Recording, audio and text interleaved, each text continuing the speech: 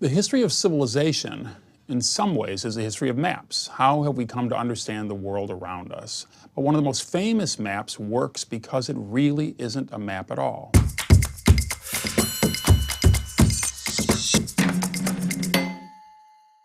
The London Underground came together in 1908 when 8 different independent railways merged to create a single system. They needed a map to represent that system so people would know where to ride. The map they made is complicated. You can see rivers, bodies of water, trees and parks. The stations were all crammed together at the center of the map, and then out in the periphery there were some that couldn't even fit on the map. So the map was geographically accurate, but maybe not so useful.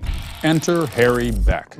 Harry Beck was a 29-year-old engineering draftsman who had been working on and off for the London Underground, and he had a key insight, and that was that people riding underground in trains don't really care what's happening above ground. They just want to get from station to station. Where do I get on? Where do I get off? It's the system that's important, not the geography. He's taken this complicated mess of spaghetti and he's simplified it.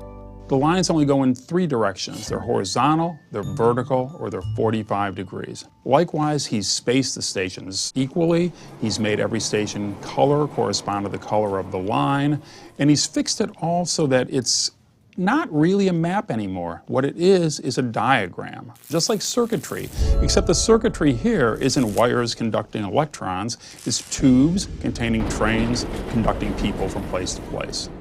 In 1933, the Underground decided at last to give Harry Beck's map a try. The Underground did a test run of 1,000 of these maps, pocket size. They were gone in 1 hour. They realized they were onto something. They printed 750,000 more, and this is the map that you see today.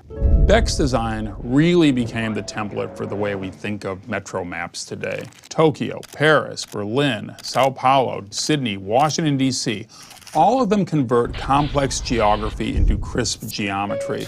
All of them use different colors to distinguish between lines. All of them use simple symbols to distinguish between types of stations.